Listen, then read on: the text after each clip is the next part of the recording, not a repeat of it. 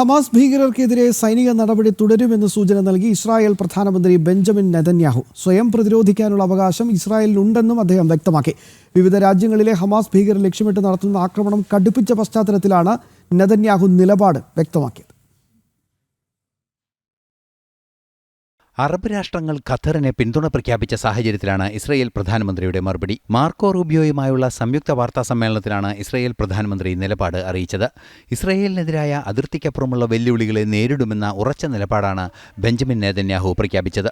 Principle that terrorists should not have immunity wherever they are, wherever they may be, was not established by me. We had a massacre a few decades ago. It's called the Munich Massacre, in which PLO terrorists murdered our athletes to the Olympic Games. And my predecessor, Golda Meir, vowed that we shall track down these terrorists and get them one by one, which is what we proceeded to do in the leading European countries. And we did this one by one by one. I didn't hear a great cry of wrongdoing to these countries. Even though they weren't harboring terrorists, the terrorists were there.